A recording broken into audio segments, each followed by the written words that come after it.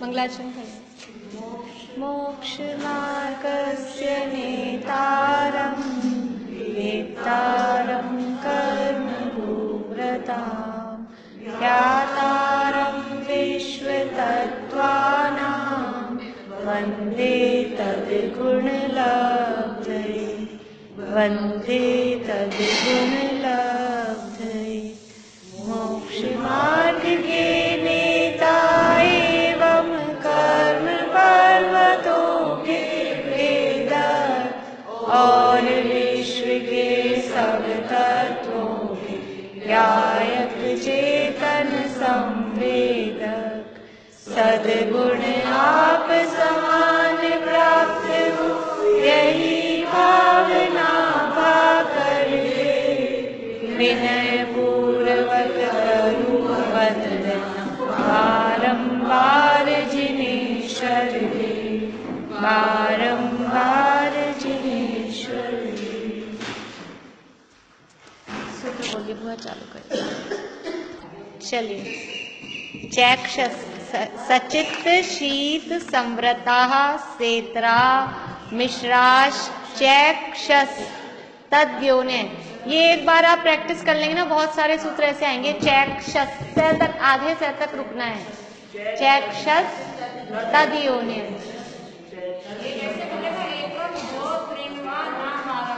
हाँ हाँ, तो ये क्या है? स है, एक्चुअल में स नहीं है, ये विसर्ग है। वो विसर्ग की संधि होके आधा स बन गया। तो इस स को उधर नहीं जोड़ सकते और स के साथ तय नहीं जोड़ सकते। स के साथ तय जोड़ देंगे तो आगे शब्द का अर्थ ही नहीं बनेगा, और इधर भी वो तय जोड़ देंगे, चैक्षस बोल देंगे तो भी वो अर्थ नहीं बनेगा। चैक्षह है शब्द, चैक्षह तद्योने। तो संधि करी तो वो अह जो विसर्ग था ना, उस विसर्ग का आधा स बन गया जोड़ने में, क्योंकि संधि करके लिखते हैं तब विसर्ग नहीं लिखते, तो वो विसर्ग हटाने के लिए आधा स लगाया है। तो वो आधे स तक बोलना है, चैक्षस तद्योने। चलिए, ये सूत्र तो अपना हो गया था। योनियों वाली बात अपनी हो गई थी। 84 लाख योनियों की चर्चा अपन ने परसों की थी। कैसे कैसे है? एक समझ में है कि उक्त 9 योनि में उपार्जन वाले देव और नारकियों में चारों होती है, सिर्फ देवों की अचित और इनकी 3 इनकी होती है? नहीं, दोनों की एक सी, मतलब दोनों की मिक्स, दोनों की कॉमन रूप से लिखिए ना। हाँ, देवों की भी होती होगी शीत उष्ण। ये मतलब दोनों के लिए है या सिर्फ नारकियों के लिए और देवों की अलग अलग? देखिए, अचित तो दोनों की होती है और समृद्ध भी दोनों की होती है। शीत उष्ण नारकियों की तो होती है, देवों की कैसे होती है मैं और देख लूंगी अलग से ना, कि पर्सनल देवों की शीत और उष्ण दोनों होती है क्या। बाकी अचित समृद्ध ये तो दोनों की होती है। अचित भी है दोनों की, देव और नारकियों की, और समृद्ध भी है, ढकी हुई भी है। और नारकियों की तो शीत भी है और उष्ण भी है। अब देवों की कौन सी है? मेरे ख्याल से दोनों ही तरह की होनी चाहिए, तभी कॉमन रूप से लिखा है, क्योंकि कॉमन लिखा है। फिर भी मैं और देख लूंगी। हाँ, देखिए अब आगे। हाँ, सचित्ताचित्त 1, शीत 2, उष्ण 3, शीतोष्ण 4 और समृद्ध विव्रत मिक्स वाली मिश्री है, अलग अलग नहीं है, मिश्र है, गर्भर जन्म वालों की मिक्स वाली है। हाँ हाँ, मिश्र। और शीत और उष्ण अलग अलग है। हाँ, और फिर शीतोष्ण है। हाँ, और फिर समृद्ध विव्रत मिक्स है, यानी तीनों प्रकार की तो मिश्र है। तीनों प्रकार की मिश्र है, शीतोष्ण मिक्स भी है, समृद्ध विव्रत भी मिक्स भी है, और सचित्ताचित्त मिक्स भी है, और अलग अलग में केवल शीत और उष्ण है, ऐसे। ठीक है। 84 लाख योनियों की बात अपन ने की थी, तो उसमें किस तरह से भेद किए थे कि एक इंद्रिय के 5 भेद हैं। पृथ्वी का एक, जल का एक, अग्नि का एक, वायु का एक और वनस्पति। तो पृथ्वी, जल, अग्नि, वायु, इन चारों के 7-7 लाख। वनस्पति कायिक में 3 भेद कर दिए, मतलब ऐसे 2 भेद होते हैं, साधारण और प्रत्येक। तो प्रत्येक के अलग हैं 10 लाख, तो उसको भी अलग रखा। जो साधारण वनस्पति है उसके 2 भेद, इतर निगोद और नित्य निगोद। तो कैसे किया अपन ने? पृथ्वी का एक, जल का एक, अग्नि का एक, वायु का एक, और इतर निगोद और नित्य निगोद। इन 6 हो गए ना, ये पृथ्वी, जल, अग्नि, वायु, नित्य निगोद और इतर निगोद। इन 6 के तो है 7-7 लाख योनियां, और जो प्रत्येक वनस्पति है उसकी है 10 लाख योनियां। ये एक इंद्रियों का कोटा पूरा हो गया। एक इंद्रिय में 4 स्थावर तो अलग हैं ही, और जो वनस्पति कायिक है उसके 3 भेद कर दिए हमने टोटल मिला के, नित्य निगोद, इतर निगोद और प्रत्येक वनस्पति। ठीक है, तो नित्य निगोद इतर निगोद के तो 7-7 लाख हैं। हाँ निगोद, हाँ साधारण के ही हैं, साधारण के ही हैं, साधारण के ही 2 भेद किए हमने, नित्य निगोद और इतर निगोद।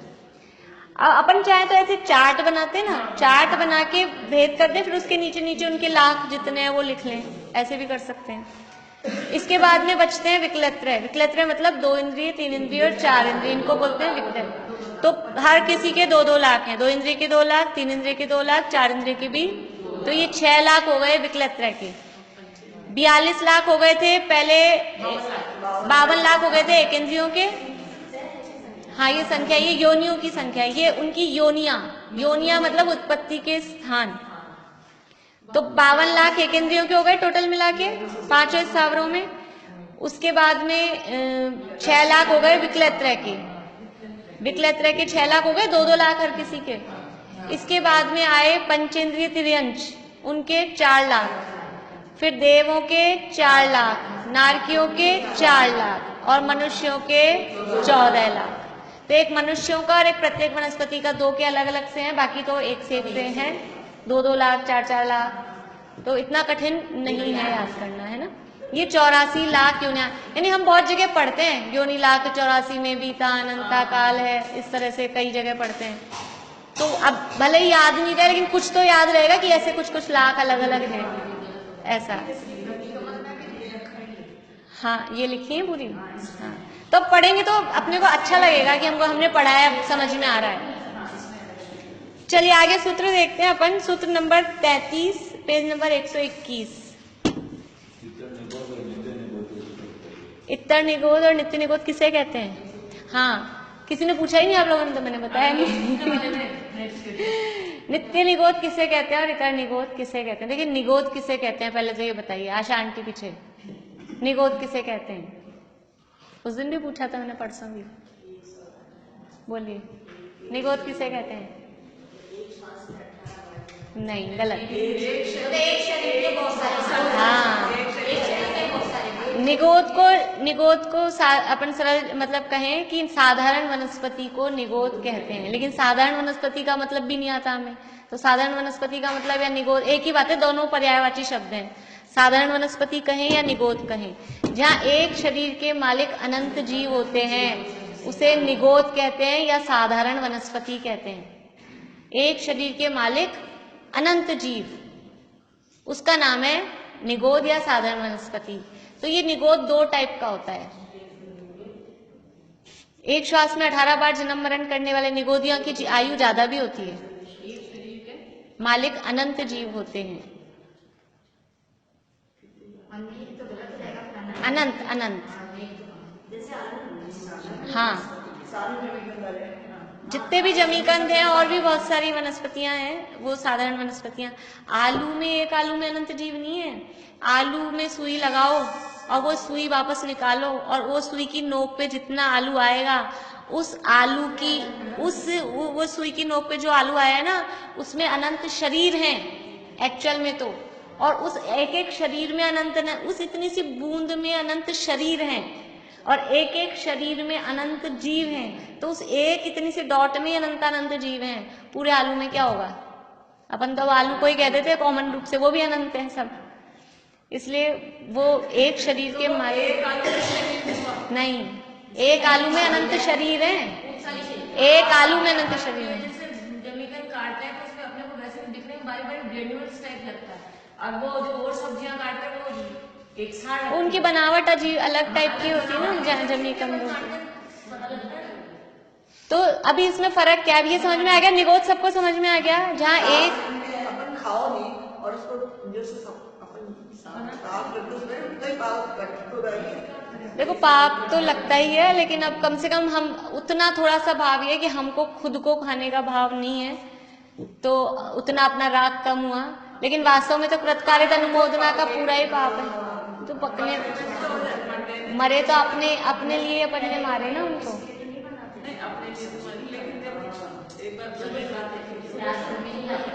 उसमें पैदा होते ही रहते हैं।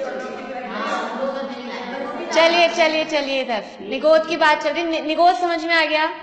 एक शरीर के मालिक अनंत मतलब है कि बहुत सारे जीव उसमें हैं। पर निगोद की परिभाषा ये कभी नहीं होती कि जो एक श्वास में 18 बार जन्म मरण करें, ये नहीं है, क्योंकि उनकी आयु ज्यादा भी होती है। अब ये निगोद दो टाइप का है। ये ऐसे जो जीव हैं जो एक शरीर के मालिक अनंत जीव हैं, तो दो टाइप के जीव हैं। एक तो ऐसे जो अनादि काल से ऐसे ही जीव बनते आ रहे हैं, एक शरीर के मालिक अनंत जीव ऐसे ऐसे जगह जन्म लिए जा रहे हैं अनादिकाल से। आज तक उन्होंने कोई दूसरी त्रस पर्याय या समझ लो पृथ्वी का एक, जल का एक, अग्नि का एक में कभी गए ही नहीं। वो कहलाते हैं नित्य निगोद। नित्य मतलब अनादिकाल से जो निगोद में ही है। जो जीव अनादिकाल से निगोद में ही है, नहीं ऐसा नहीं, ऐसा नहीं है। जो जीव अनादिकाल से निगोद में ही है, वहां से कभी निकले ही नहीं।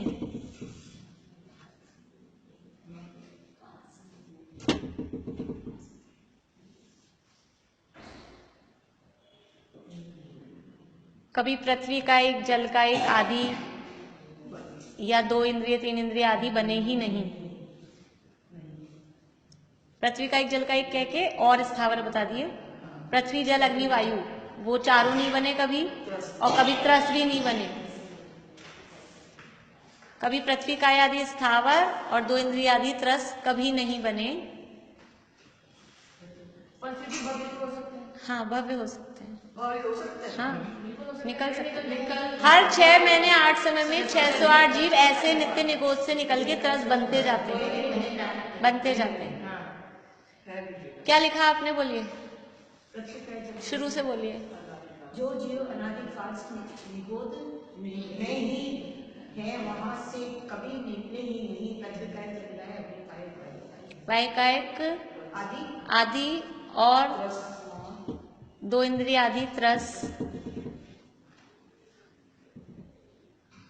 2 इंद्रिय आदि में समझ में आ जाएगा ना? 2 इंद्रिय, 3 इंद्रिय, 4 इंद्रिय, 5 इंद्रिय, कोई भी 2 इंद्रिय आदि त्रस कभी नहीं बने।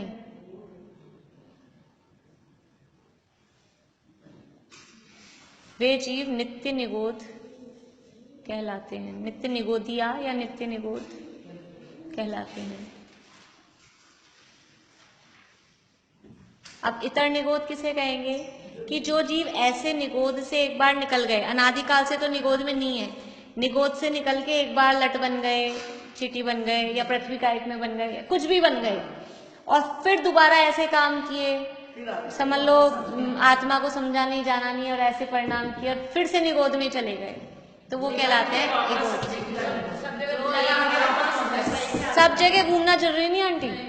मतलब ऐसा भी हो सकता है कि निगोद से निकले और एक अंतर मूर्ति के लिए कोई दूसरी पर्याय धारण की और फिर से निगोद में चले गए। और निगोद में रहने का काल कितना है कि कुछ पता नहीं। एक बार दोबारा निगोद में चले जाओ तो असंख्यात पुद्गल परावर्तन ही एक इंद्रियों में घूमता रहे। पुद्गल परावर्तन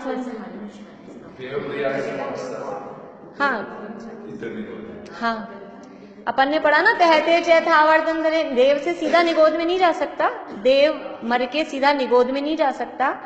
पृथ्वी का एक आदि स्थावर हो सकता है, फिर वहां से निगोद में चला जाए, एक दो मतलब स्टेप लेके वापस चला जाए।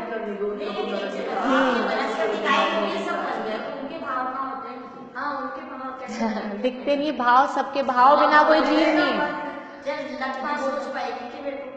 देखो, सोचने के लिए मन नहीं है। देखिए, मन, हम जैसे, क्योंकि हमारे पास मन है ना, हम मन से सोचते समझते, तो हमको ऐसे लगता है हमको दूसरे समझ में ही नहीं आता। लेकिन उनमें भी राग द्वेष सब में है, क्योंकि 8 कर्मों के उदय सबके चल रहे हैं, और वो कर्मों के उदय से और अपनी आत्मा का असली कारण क्या है कि स्वरूप की असावधानी। आत्मा को जानते नहीं है, आत्मा को नहीं जानते तो निरंतर ही पर पदार्थों में अपनापन, शरीर में ममत्व बुद्धि। वो अनंत, एक शरीर के मालिक अनंत जीव है ना, फिर भी उनकी उस शरीर में, भले ही ऐसे शरीर शब्द नहीं जानते, लेकिन फिर भी वो जन्म मरण का दुख भयंकर होता है उनको, क्योंकि वो थोड़ी थोड़ी देर में शरीर छूटता है। अंतर्मूर्त से ज्यादा आयु नहीं है, एक श्वास में 18वें भाग तो और कम है। अंतर्मूर्त की आयु उनकी है, तो जन्म लिया मरे, जन्म लिया मरे, तो मरने का दुख कितना भयंकर। और मरने में खाली जो दुख होता है वो दुख नहीं होता है। मरने में सबसे बड़ा अपने को क्या लगता है ये सब जितना कुछ है ना, जिसको मैं मेरा मेरा अपना कहता हूँ, ये सब छूट जाएगा। कितना दुख लगता है। एक जरा सी चीज, एक रुमाल गुम जाए, जिसको तो अपन ढूंढने की पूरी कोशिश, पूरी जी जान से कोशिश करते हैं, ऐसा नहीं है कि छोड़ दें। एक पेन का ढक्कन गुम जाए, पेन गुम जाए, एक चीज छूटने में अपने को कितना वो लगता है। तो ये सारे संयोग एक साथ एक झटके में छूट जाएंगे। तभी तो वो देव मर के वहां एक इंद्रिय में हो जाते हैं कि उनको पता लगता है ये इतना वैभव, इतना सुख सामग्री, ये सब छूट जाएगी। तो वो 6 महीने इतने दुखी होते हैं, इतने दुखी होते हैं कि एक इंद्रिय में जन्म ले लेते हैं वहां जाके। इसलिए संयोगों में अपनापन पहले से ही कम। देखो, जिस चीज में अपने को, जिससे अपने को अपेक्षा नहीं होती ना, अपने को दुख कम होता है। जिसको हम अपना समझते हैं, उससे हम अपेक्षा करते हैं। अपना बेटा किसी काम के लिए मना कर दे, अपनी बहू किसी काम के लिए मना कर दे, तो कैसा दुख होता है। और अड़ोस पड़ोस वाले कर दें तो अपने को अपेक्षा नहीं है ये अपना कुछ करेंगे, लेकिन मेरा बेटा, मेरा पोता, मेरी बहू, इसने मना कर दिया, और कोई करे तो और वो और दूसरा कर दे तो बड़ा गदगद होते हैं और वो कर दे तो कुछ ही नहीं। तो ये जो हमारा अपेक्षा तो हम जो अपेक्षा है वो उपेक्षा का या दुख का कारण बनती है। और हमें जिससे अपेक्षा नहीं है तो हम दुखी भी नहीं होते। तो हम जितना संयोगों में ममत्व रखते हैं उतनी ज्यादा दुखी रहते हैं उनके छूटने पर। और जितना ममत्व कम होगा, एक व्यक्ति की मृत्यु होती है घर में, सब दुखी होते हैं, नॉर्मली सब दुखी दिखते हैं, लेकिन फिर भी सबका दुख एक समान होता है क्या? जिसकी जितना राग है उस जीव से, उसको उतना दुख होता है। तो वो दुख का कारण असली क्या है? उसका मरण दुख का कारण नहीं है, वो दुख का कारण अपना अपना राग। जिसको जिससे जितना राग होगा वो उतना दुखी होगा, जिसको कम राग है वो कम दुखी, ज्यादा राग। इसलिए इससे अपने को समझ में आने के अवसर बहुत हैं, लेकिन हम समझना ही नहीं चाहते कि अपने को दिखता है कि नहीं दिखता है। ये घर में कोई मरते हैं, सबके देखते हैं, सब एक से दुखी होते हैं क्या? नहीं होते। शादी विवाह का प्रसंग भी हो, लड़की विदा हो रही हो, तो भी सब मतलब दुख होता है उस समय, लेकिन वो सब एक से नहीं होता है। जिसको जिससे जितना ज्यादा राग है उसको उससे उतना होता है। तो वास्तव में राग ही दुख का कारण। इतर निगोद की लिखे, जो जीव एक बार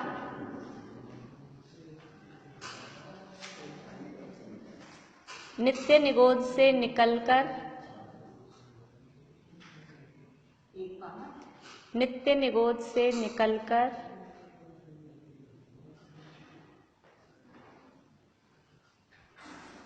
अन्य पर्याय धारण करके,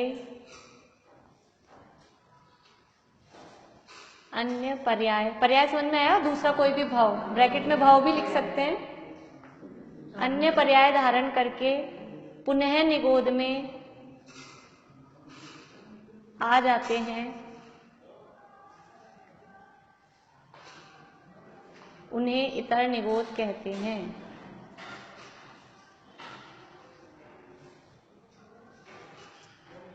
मतलब ये नित्य निगोद, इतर निगोद कोई जगह का नाम नहीं है। मतलब ये तो भाववाची चीज है कि जैसे मान लो इंडिया छोड़ा किसी ने, इंडिया छोड़ के अमेरिका चले गए। एक तो कोई आज तक अमेरिका गया ही नहीं है ना, अब एक कोई अमेरिका चला गया,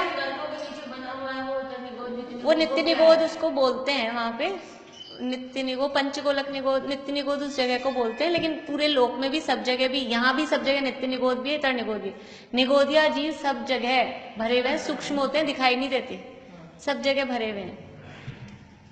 तो मतलब इतर निगोद, नित्य निगोद सभी जगह वो खाली वो स्पेस है जिसमें वो नीचे बना के वो, ऐसा नहीं है। पर्टिकुलर वो भी जगह है, लेकिन पर्टिकुलर वो ही जगह हो ऐसा नहीं है। बाकी पूरे लोक में भी एक स्थावर लोग अलग से ही है। अभी अपन लोक की रचना पढ़ेंगे। और बीच में है त्रस नाली, 3 लोक के बीच में एक त्रस नाली है, तो त्रस जीव तो उस त्रस नाली में ही रहते हैं। बाकी जो चारों तरफ का एरिया खाली है वो स्थावर लोग है, स्थावर जीव तो वहां सब जगह रहते हैं। और यहाँ जो हमारी त्रस नाली है इसमें भी सब जगह स्थावर भी भरे हुए हैं। अब ये जितनी जगह अपने को दिख रही है ना, ये खाली नहीं है, यह सब जगह सूक्ष्म जीव, और जीवों के साथ उनका शरीर भी है, इसलिए पुद्गल भी साथ में, सब जगह जीव और पुद्गल ठसाठस भरे हुए हैं। ये जो त्रस नाली के बाहर जो है वहाँ पर पेड़ पौधे भी है। पेड़ पौधे इस फॉर्म में, पेड़ पौधे वाली फॉर्म में नहीं है। जैसे अभी यहाँ भी हमारे पेट में भी 5 प्रकार के स्थावर हैं, तो वहां कोई पेड़ उग रहा है क्या? ऐसा नहीं है। पेड़ तो ये वनस्पति जो है वो है ही, लेकिन वो सूक्ष्म जीव वैसे बिना इस पेड़ों के आकार के भी सूक्ष्म जीव रहते हैं। हाँ, वो तो कीड़े तो त्रस जीव है। 5 प्रकार के स्थावर है। अग्नि है कि नहीं पेट में, जठराग्नि होती है कि नहीं, तब तो भोजन पचता है। तो ऐसे 5 प्रकार के स्थावर सब जगह हैं, पूरे लोक में सब जगह होते हैं। 5 प्रकार के स्थावर जीव भी हैं, और सारी वर्गणाएं जो हमने वर्गणाएं पढ़ी थी ना एक दिन, आहार वर्गना, तेजस वर्गना, भाषा वर्गना, मनोवर्गना, कार्बन वर्गना, वो भी सब जगह लोक में सब जगह है। तभी तो शब्द वर्गना अगर लोक में सब जगह नहीं हो तो शब्द इधर से उधर कन्वर्ट कैसे हो। इसी तरह कार्बन वर्गना भी सब जगह है, इसीलिए सब जीव कर्म बनते हैं। वहां तो क्योंकि कोई सुनने वाला बोलने वाला है ना, बोलने वाला है ना सुनने वाला है।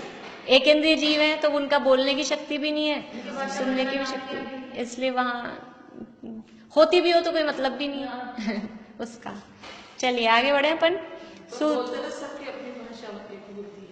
सबकी होती है, तो जो बोलने वाले जीव है 2 इंद्रियों से भाषा चालू होती है, 1 इंद्रियों की भाषा नहीं होती। बिना जीव के भाषा कैसे हो। और जीव आती है रसना इंद्रिय 2 इंद्रिय से, इसलिए भाषा चालू होती है 2 इंद्रिय से, 1 इंद्रिय की भाषा नहीं होती। एक जीव का एक शरीर होता है, वो प्रत्येक होना चाहिए, वो प्रत्येक, एक जीव का एक शरीर, वो प्रत्येक में। ये जो दोनों टाइप के निगोद हैं, इन दोनों ही टाइप के निगोद में एक जीव, एक शरीर के मालिक अनंत जीव हैं। सूत्र नंबर 33, पेज नंबर 121, जन्म और योनि जो हेडिंग डला हुआ है। जरायु जांडज पोता नाम गर्भः, जरायु जांडज पोता नाम गर्भः, जरायु जांडज पोता नाम गर्भः। देखिए पहले जन्म के भेद बताए, जन्म 3 प्रकार के हैं, ये थोड़ा ध्यान रखना है वरना एक से लगेंगे गर्भ के भेद और जन्म के भेद, तो इधर उधर कर देते हैं सब लोग मिक्स। जन्म के भेद कौन से हैं? सम्मूर्छन, गर्भ और उत्पात। इसके बाद में वो जन्म की उत्पत्ति स्थान बताए, योनियां 9 प्रकार की। अब बता रहे हैं गर्भ जन्म के भेद। 3 प्रकार के जन्म बताए थे, सम्मूर्छन, गर्भ और उत्पात। तो सम्मूर्छन जन्म के कोई भेद नहीं है, उत्पात जन्म के भी कोई भेद नहीं है। गर्भ जन्म के टाइप्स हैं, 3 टाइप का गर्भ जन्म होता है। कौन कौन सा? जरायुज, जरायुज शब्द क्या है? जरायुज। फिर है अंडज, वो जा है ना, जा में से अ निकलेगा, अंडज। और पोत, पोता नाम तो वो संस्कृत की संधि इसके हिसाब से विभक्ति। जरायुज, अंडज और पोत, ये 3 प्रकार के गर्भ जन्म। गर्भ जन्म मतलब माता पिता के संयोग से जो जन्म होता है वो कहलाता है गर्भ जन्म। तो वो माता पिता के संयोग से होने वाला जन्म भी 3 प्रकार का है, एक जरायुज वाला, एक अंडज वाला और एक पोत। ये 3 प्रकार के जन्म है। फिर से अभी बताते हैं, फिर से बोलते हैं सूत्र। जरायु जांडज पोता नाम गर्भ, बोलिए बोलिए। जरायु जांडज पोता नाम गर्भ है। जरायु जांडज पोता नाम गर्भ है। जरायु जांडज पोता नाम गर्भ है। जरायु जांडज पोता नहीं, जरायु जांडज, जरायु जांडज पोता नाम गर्भ है। जरायु जांडज पोता नाम, जांडज में नहीं, मतलब जांडज नहीं एक्चुअल में शब्द अंडज है शब्द, तो हम इस तरह से बोलें कि वो जांडज नहीं लगे। जरायु जांडज, ज में अ मिला हुआ है तो अ पे जोड़ देना है। बोलिए। जरायु जांडज पोता हाँ। नाम गर्भ है। बढ़िया, जांडज पोता नाम गर्भ, बोलेंगे, बोलो रानी। अंडज गर्भ,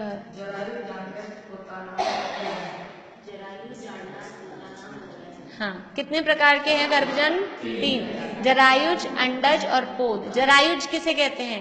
जरायु, जरायु है शब्द और जरायु से जन्म लेने वाले, उसमें जय लगा तो जरायुज। जरायु में जिनका जन्म होता है वो कहलाते हैं जरायुज। जरायुज बोलते हैं जल लिपटी भी होती है, बच्चे जन्म लेते हैं, जो झिल्ली, जो मनुष्य हैं अपने मनुष्यों के और जो पालतू पशु हैं इनके जन्म लेते समय उस बच्चे पे झिल्ली, कवर, जो आवरण लगा रहता है, क्या बोलते हैं अपन उसको, वाटर वो जो भी कवर, जो एक झिल्ली बनी हुई रहती है जिसमें वो लिपटा रहता है थैली, उसको बोलते हैं जरायु, जरायु। और ऐसे जरायु में जो जन्म लेते हैं उनको बोलते हैं जरायुज। ठीक है, तो जितने भी हम मनुष्य हैं और जो पालतू पशु हैं वो सब इस तरह से जन्म लेते हैं, वो कहलाता है जरायुज जन्म। फिर दूसरा जन्म है अंडज। अंडज मतलब जो अंडे से जन्म लेते हैं, जैसे पक्षियों के जो भी होते हैं, वो अंडा भी गर्भ जन्म का भेद है। हम सोचते हैं अंडा है तो यूं ही है, मतलब अंडा वो पहले गर्भ में अंडा बन के वो बाहर आता है, फिर बाहर आके उसको सेते हैं। जो जरायु वाले हैं वो अंदर ही डेवलप होते हैं, और ये अंडे वाले वो अंडा बाहर आके फिर वो अंडा डेवलप, इसलिए अंडा भी जीव है उसमें, तब तो उसमें से जीव निकल, वो अंडा उनका कवर है, पर वो अंडा ऐसे हार्ड कवर होता है, और जो ये जरायु है ये पतली झिल्ली होती है। तो जरायु से जन्म लेने वाले जरायुज कहलाते हैं, और जो अंडों में जिनका जन्म होता है वो अंडज कहलाते हैं। तीसरे टाइप के हैं पोत। ये सिंगल वर्ड है पोत, इसमें जय नहीं है। पोत का मतलब है कि जिनके कोई अंडा वाला कवर भी नहीं है, जिनके कोई झिल्ली वाला कवर भी नहीं है, और बिना किसी आवरण के वो होते हैं और जन्म लेते ही भागने लग जाए। तो ये जो वाइल्ड एनिमल्स होते हैं, जंगली जानवर, इनके कोई झिल्ली विल्ली नहीं होती। शेर वगैरह जो भी जंगली जानवर होते हैं उनके ऐसे ही होते हैं। पोत जन्म कहलाता है कि वो जन्म लेते ही, क्योंकि वो जंगली जानवर है, उनका कराए कौन? यहाँ तो झिल्ली जिनके लिपटी होती है, जैसे गाय भैंस वगैरह के, तो वो जो भी उनके पालने वाले होते हैं वो उसको काटते हैं। ये अपनी नाभि नाल से जुड़ा होता है ऐसा, तो वो किसी को करना पड़ता है अपने आप, फिर वो नहीं हो पाता है। और वहां तो कौन करे, जंगली जानवर, शेर के कौन हाथ लगाए तो वो अपने आप ही निकल के वो इस तरह का, मतलब प्रकृति की व्यवस्था ही ऐसी है कि जहाँ जो पॉसिबल, मतलब जिसका जैसा होना संभव है वहां उस तरह की उसको व्यवस्था मिलती है। ये इसके जन्म के भेद कहे गए हैं। ये सूत्र भी पढ़ लेते हैं, फिर इकट्ठा पीछे से पढ़ लेंगे। देखिए अब ये जो जन्म बता दिए, तो कौन सा जन्म किसके होता है हमको पता है, बस सूत्र पढ़ने हैं हमको खाली। तो उत्पाद जन्म किसके होता है? देव नारकाणाम उत्पादः, देव नारकाणाम उत्पादः, देव और नारकियों के, देवों के और नारकियों के कौन सा जन्म होता है? उत्पाद जन्म होता है। उत्पाद जन्म यानी जो अपने आप में, हाँ अपने आप, हाँ उपाद शैया या उपाद बिलों में, यानी बिना वातावरण से भी नहीं कह सकते उसको और माता पिता से भी नहीं होता, पर जो उनकी योग्य स्थानों में जहाँ जिनका जन्म हो जाता है वो कहलाता है उपाद जन्म। नारकियों में बिलों से होता है, देवों में शैयाएं हैं, बस जन्म उत्पाद है, इसलिए देवों के शैया वर्ड अकेला नहीं बोलेंगे उत्पाद जन्म के लिए। शैयाओं पे तो देवों का ही होता है, नारकियों का बिलों में होता है, उनके उत्पाद बिल हैं, देवों की उत्पाद शैयाएं हैं। लेकिन वो दोनों का ही जन्म माता पिता के बिना और अपने आप ही, कोई वातावरण से भी नहीं कह सकते उसको कि कोई धूल मिट्टी से हो रहा हो, ऐसा भी नहीं है, अपने आप ही उनका जन्म वहां पर। कर्म तो है ही, कर्मों का तो है ही, चारों ही गतियों में जाना और वहां जन्म लेना, वो तो कर्मों से तो है ही। कर्म के बिना तो संसार में घूमना कहाँ है। इसलिए देखिए, शेषाणाम सम्मूर्छनम, शेषाणाम सम्मूर्छनम। अब ये शेषाणाम क्यों कह दिया? देखो, गर्भ जन्म वालों का नाम नहीं बताया, गर्भ जन्म वालों के लिए कह दिया था जरायु जिनका जन्म होता है, अंडे से जिनका जन्म होता है, पोत जिनका जन्म होता है, वो तो है गर्भ। अब अपन सोच लो वो जन्म किस किस का होता है, तो वो किसका दिखाता हमको? जरायु वाला, अंडे वाला, पोत वाला, मनुष्यों का और तिर्यंचों का। तिर्यंचों के तीनों टाइप के हैं, और मनुष्यों का तो जरायु जी है, अंडज है नहीं, पोत भी नहीं है मनुष्यों का। तो ये तीनों प्रकार के जो गर्भ जन्म कहे थे, गर्भ जन्म तो किसके हो गए? अपने आप। इसमें नाम नहीं दिया मनुष्य तिर्यंच, लेकिन अपने को समझ में लेना है उससे कि मनुष्यों तिर्यंचों को तो हो गया गर्भ जन्म, और देवों और नारकियों के हो गया उत्पाद जन्म। अब शेष कौन बच गए? एक इंद्रिय से लेके पंचेंद्रिय तिर्यंच, जो शेष बच गए, शेषाणाम सम्मूर्छनम। अब जितने जो कुछ बच गए उन सबका सम्मूर्छन जन्म होता है। ठीक है, हाँ, एक इंद्रिय तो है ही है, एक इंद्रिय से 4 इंद्रिय तक तो सम्मूर्छन ही है। वनस्पतियां कैसे पैदा हो जाती है? बारिश के दिन होते हैं खूब हरियाली हरियाली, जगह जगह जरा सा यहाँ मिट्टी आ जाए ना कहीं दीवारों के बीच में और पानी आ जाए, वहां पेड़ बड़ के पेड़ ऐसे पीपल के पेड़ उग जाते हैं। 4 इंद्री मक्खी मच्छर अपने आप ही तो पैदा होते हैं सब। अभी आज सुबह सुबह मैं बाथरूम में गई तो एक चींटी अपने आप ही चल रही थी, मतलब कहीं अभी तो इतनी तेज सर्दी पड़ रही है ना कुछ, वो एक ही चींटी अलग से दिख रही, कोई लाइन भी नहीं थी कहीं से। तो ये क्या अपने आप पैदा हो जाती है। तो ये सब क्या है, सम्मूर्छन जन्म वाले। एक बार अर्थ पढ़ लेते हैं फिर सूत्र बोल लेंगे अपन, पीछे से अर्थ पढ़ लेते हैं 123 पेज पे। वो अंडे नहीं है एक्चुअल में, अंडा तो अभी हमने पढ़ लिया कि अंडा गर्भ जन्म वालों के ही होता है, और चींटियां है सम्मूर्छन, वो मुंह में लेके जाती है, वो अंडा नहीं होता एक्चुअल में, वो बस ऐसे ही है कुछ भी जो भी है, लेकिन उसको अंडा नाम दे दिया है। अभी हमने ये पढ़ा ना, देखो ये जो विज्ञान, आंटी आपने सुने भी प्रवीण जी क्या आ रहे हैं, आधुनिक विज्ञान और इसमें अंतर सुना आपने? दूसरा है तीसरी क्लास है शायद, दूसरी क्लास आज नहीं कल परसों आ चुकी। कल परसों तो सिर्फ उनके पॉइंट्स नहीं है, 3 लोगों वाले पॉइंट्स। अच्छा आप ग्रुप में पीछे चल रहा होगा, मैं तो यूट्यूब से डायरेक्ट सुन लेती हूँ, अभी तो 4-5 क्लासें आ गई। तो आपने यूट्यूब में आ गया ना। हाँ, उसमें मतलब आधुनिक विज्ञान में और अपने इसमें क्या फर्क है, ये दो मतलब ये तो अनादिकाल से तीर्थंकरों ने बता दिया। अभी मुझे कल किसी ने भेजा व्हाट्सएप पे, पहले मुझसे पूछा कॉकरोच कितने इंद्रिय है, बताइए आप लोग कॉकरोच कितने इंद्रिय है?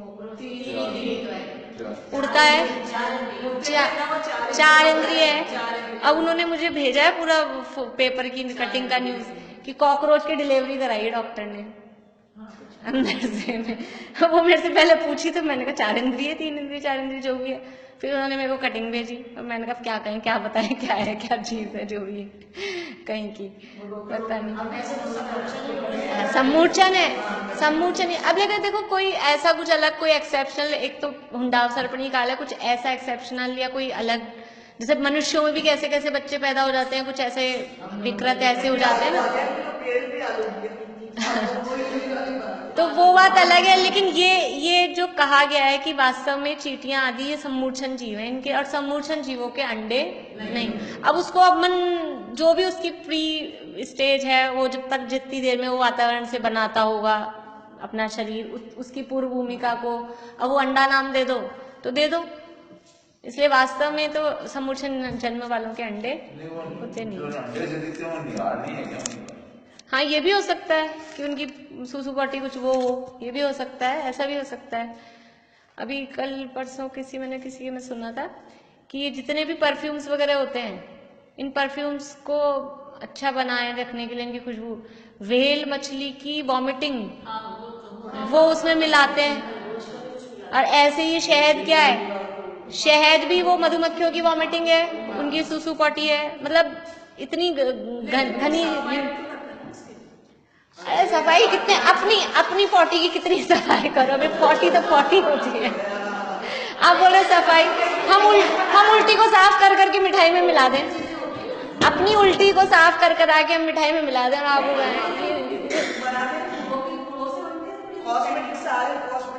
फूलों से तो बनते हैं, लेकिन उसको प्रिजर्वेटिव के रूप में उसमें वो मिलाते हैं, मिलाया जाता है जिससे वो अच्छा बना रहे, खराब नहीं होए। और वो इसीलिए वो बोल रहे थे, वो वॉमिटिंग इतनी लाखों करोड़ों की होती है, वो जिसको मिल जाए ना वो अरबपति हो जाए एक दिन में, वो व्हेल मछली की वॉमिटिंग। हाँ तो मतलब ये सब चीजें ऐसी हैं, घिनौनी है। अब वो बोलो जो बोलो, उसको कुछ भी करो। चलिए पेज नंबर 123 पे, ये ऊपर से ये योनियों का एक पैरा अपना रह गया था, ये पढ़ लेते हैं। योनि और जन्म में आधार आधेय का संबंध है। योनि और जन्म, यहाँ जन्म की बात चल रही थी तो योनि क्यों बताया, मिल गया। योनि और जन्म में आधार आधेय, आधार आधेय क्या होता है, जैसे कि ये टेबल आधार है, हाँ बेस, और ये पुस्तक उसमें रखी गई, तो पुस्तक को जिसने आधार को ग्रहण किया वो कहलाता है आधेय। जैसे कटोरी है आधार और उसमें हमने घी रख दिया तो घी हो गया आधे। तो योनि तो आधार है, योनि तो वो जगह है, स्थान है, और उसमें वो जन्म होता है जीव का, तो वो कहलाएगा आधे। तो योनि और जन्म में आधार आधे का संबंध है। योनि आधार है और जन्म आधेय है, क्योंकि जीवों का जन्म योनियों में होता है और योनियों के आधार से होता है। अब देखिए जरायु, अंडज और पोत बता रहे हैं। जर किसे कहते हैं? खून मांस से बने हुए जाल को जर कहते हैं। खून से और मांस से बनी हुई होती है वो जो झिल्ली है। जो जन्म के समय जो जीव जर में लिपटे रहते हैं उन्हें जरायुज जीव कहते हैं, जैसे मनुष्य, गाय, बैल, बिल्ली, कुत्ता, ये सब जितने भी हैं पालतू पशु जो भी हैं वो सब। दूसरा, जो जीव अंडे से उत्पन्न होते हैं उन्हें अंडज कहते हैं, जैसे कबूतर आदि पक्षी। और जिनके ऊपर कुछ भी आवरण नहीं होता, जो योनि से निकलते ही चलने फिरने लगते हैं, उन्हें पोत कहते हैं, जैसे शेर आदि। ठीक है। तो सारे वाइल्ड एनिमल्स से ये होते हैं। नहीं तो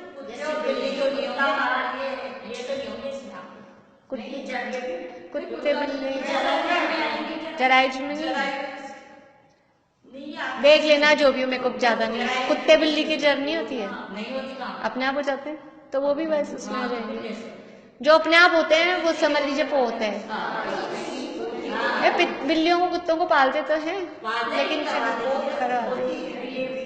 देख लेना, मतलब जो भी है तो यूट्यूब पे मिल जाएगा आपको, जिसके जो भी हो। जैसे भी जिनके जर होती है वो जरायुज है, जिनके नहीं होती वो पोत है। ऐसा ध्यान रहे। यहाँ एक सावधानी बता रहे हैं, जरायु और अंडे के साथ ज लगा हुआ है, यानी जरायुज और अंडज, पर पोत के साथ ज नहीं है।